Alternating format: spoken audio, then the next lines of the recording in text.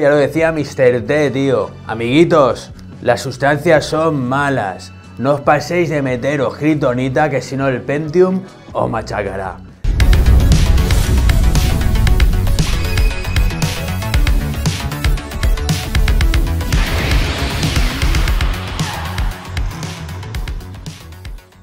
Muy buenas viejuners, bienvenidos a mi canal. En el capítulo de hoy de los PCs Master Race YouTuber Viejuner traemos una máquina muy especial. Una máquina que tenía un procesador que era de oro, era de AMD y pretendía ser la kriptonita de los procesadores de Intel de los años 90. ¿Creéis que lo petó? ¿Creéis que fue un fail? Bueno, en este vídeo lo veremos. Venga, vamos para allá. Este vídeo ha sido posible gracias a nuestro patrocinador GVG Mall. GVG Mall es una tienda de claves de software online en la que podréis comprar números de serie de juegos, programas y lo más interesante, tiene licencias de Windows 10 a muy buen precio. Sí, ya sé que son muy baratas, pero no desconfiéis, os garantizo que son totalmente legales, dado que se trata de claves OEM destinadas al montaje de equipos en serie. Y las compran en grandes cantidades, es por eso que las consiguen muy baratas y nos pueden ofrecer unos muy buenos precios. Además, cuando vayáis a comprar vuestra key de Windows, si usáis el código de descuento TV20, tendréis un maravilloso 20% de descuento extra sobre el precio que tienen.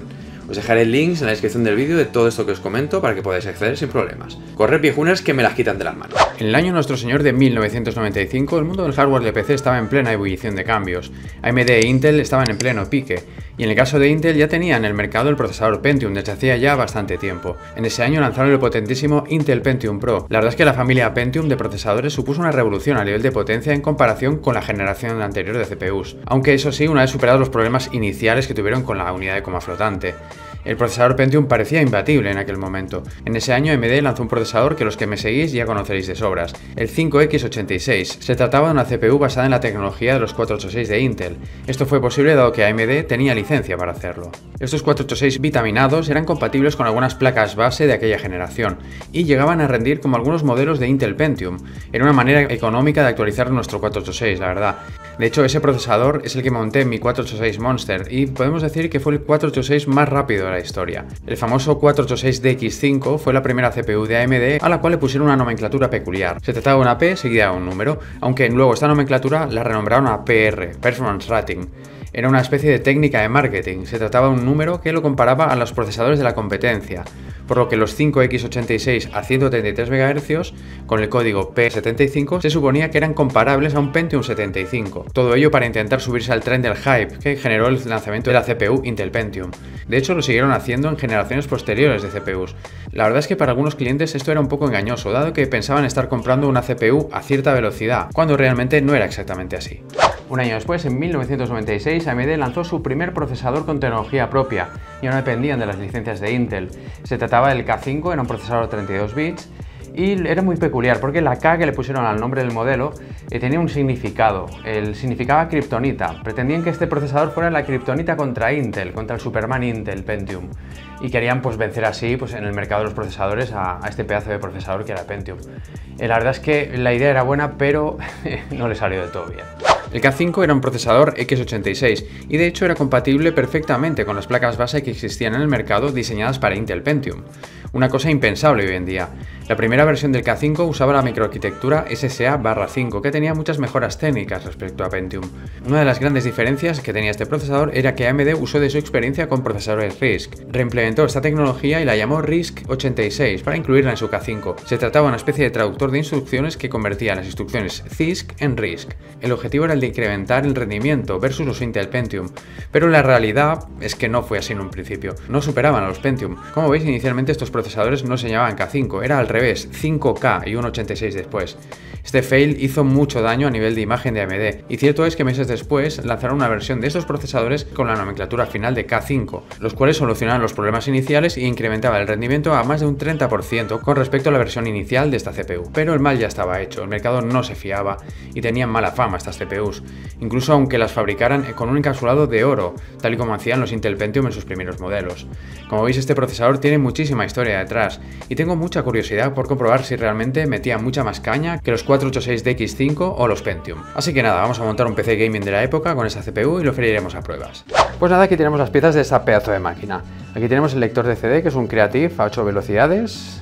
Como disco duro le hemos puesto este Seagate, que es de 6 GB, que bueno, lo hemos puesto en un rack extraíble. Esto es un cacharrito que lo ponías en lo que es integrado en la torre del PC.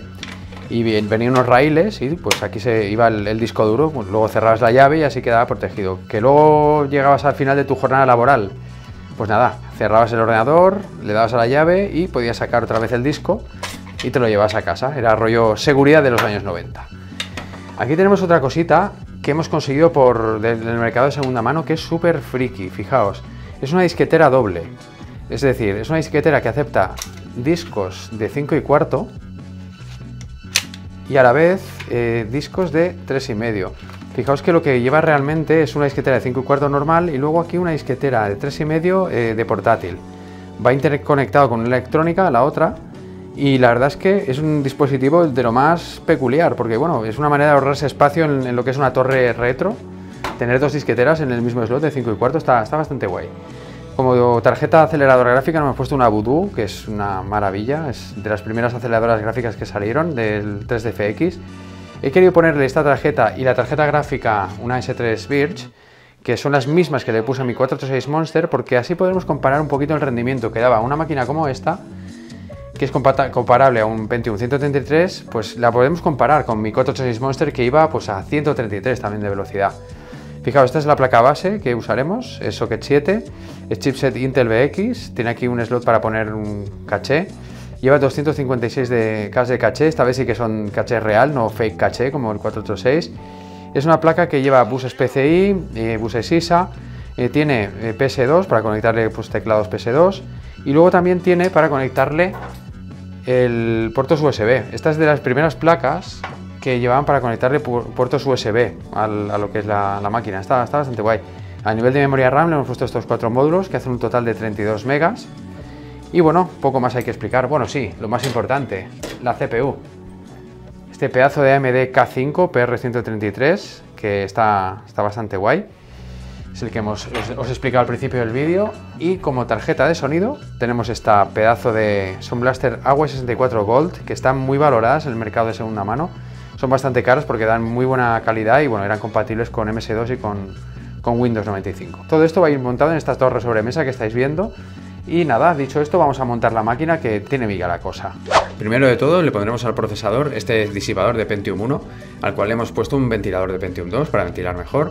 Hecho esto, montaremos la placa base en el interior de la torre y la atornillaremos. Y por supuesto, ahora que está todo libre y tenemos mucho espacio, aprovecharemos para ponerle los cables de alimentación de placa base, los cables de datos de las controladoras IDE y de la disquetera. Mejor hacerlo ahora que no hay tantos elementos estorbando. También conectaremos los cables de los LEDs del panel frontal. Como veis, esto no ha cambiado, en los PCs actuales se hace parecido. Después de esto, tocará ponerle el lector de CD y el disco duro extraíble con sus cables de datos y alimentación. Y por último pondremos la disquetera doble, una rareza la verdad que me ha encantado descubrir. Por supuesto tenemos que atornillar las unidades al chasis y después pondremos las tarjetas de vídeo, la Voodoo y la tarjeta de sonido. También pondremos este blower que sacará aire caliente fuera de la caja. La verdad es que en este caso, este blower en particular saca muchísimo aire, es mucho más potente que otros que tuve en su momento. Y nada, hecho esto ya podemos cerrar la caja, instalar el sistema operativo y a disfrutar de esta pedazo de CPU de oro de AMD. Si has llegado hasta aquí significa que este vídeo te está poniendo Berracus Maximus, así que si te gusta este tipo de vídeos, te invito a que te pases por la sección de los PCs Master Race de Tuer Viejuner. Os dejo aquí arriba el link y en la descripción de la lista de todos los vídeos. En esta sección encontrarás decenas de vídeos igual o mejores que este y por supuesto te invito a que te suscribas y actives todas las notificaciones. Ojo porque me están diciendo muchos suscriptores que no reciben las notificaciones de nuevos vídeos. Recordad que tenéis que ir aquí y activar todas las notificaciones porque si no, YouTube no os notificará las cosas nuevas que haga. Pedazo maquinote hemos montado entre el hermano y yo, tío. Penca que lo flipas, tío. Es una máquina muy guapa, tío, porque claro, con el K5, con el 98 y tal, le hemos puesto 32 megas de RAM, que eso no lo hemos dicho. Pues va muy bien, tío, va muy suelto y tal, y podías jugar, por ejemplo, a juegos de MS2 típicos, del Tyrian, de las naves, ese que jugamos en las consolas de estas chinacas que nos enseña el tuber y tal. Claro, aquí se ve cojonudo, tío, se ve muy bien y lo corre perfecto. Juegos como Doom, el Doom 1, el Doom 2, el Exen, el Heretic, todo eso, van como la seda. Pensaba que esta máquina, claro, era una generación posterior al DX5, al 486, claro, metía más caña, tío. Mira que el 486 va bien, para con las cosas, pero este, tío, ya era un nivel superior. Luego, si probabas, por ejemplo, el Duke Nukem 3D, este se lo comí con patatas, tío, va muy bien. Pero lo que molaba era aprovecharse la Voodoo, tío, la aceleradora. Fijaos el Forsaken, tío, que era un juego que a mí me molaba mucho, tío. Era un juego rollo Descent, no sé si os suena el Descent, tío, que era ahí de naves, que te mareaba, pegaba un mareo ahí con la nave y tal. Pues el Forsaken es del rollo, pero más guapo. Y usaba la Voodoo, tío, y quedaba guapísimo, tío. Se jugaba muy bien esta máquina. Pero me ha quedado la duda, tío. El cacharreo final, ¿realmente el Pentium penca más que esto? ¿O el K5 era la kriptonita o ese rollo que decía el tuber? Yo la verdad es que lo voy a desmontar, le voy a meter el Pentium, voy a hacer un par de pruebas y vamos a ver si realmente pencaba más el Pentium o el K5. Vamos a verlo, tío. Pues vamos a ver si demuestra sombría el procesador y tal. Lo vamos a comparar con el Pentium 133, también con el 426 de X5 a 133 y con overclock a 160, tío, que lo dejamos, ¿os acordáis en aquel vídeo que os dejo ahí abajo? En aquel vídeo lo chatamos y tal, pues bueno, vamos a probarlo a esas dos velocidades. Con el test PC Player el K5 da 28,8 en baja resolución y 10,9 en alta. Si lo comparamos con el Pentium, bueno, se queda cerca pero no lo supera. Lo que sí es verdad es que le mete caña al 486 de X5, pero ojito al dato, El 486 overclockeado se queda cerca, tío, aunque todavía está por debajo el K5. Con otro test el Speed supera de bastante al 486, se queda muy cerca, que es igual del Pentium, tío. Aquí el K5 se ha venido arriba de la kriptonita que lleva en vena, tío. Y luego si pasamos a probar juegos como Doom, pues bueno, vemos lo mismo que con el PC Player, nen. Casi la misma puntuación que con el 486 chutado. Pero bueno, por debajo del Pentium, ¿sabes?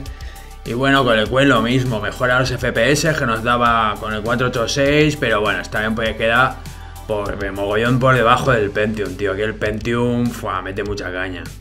O sea, conclusión, amiguito K5, ya lo decía Mr. T, tío. Amiguitos, las sustancias son malas. No os paséis de meteros kriptonita, que si no el Pentium os machacará.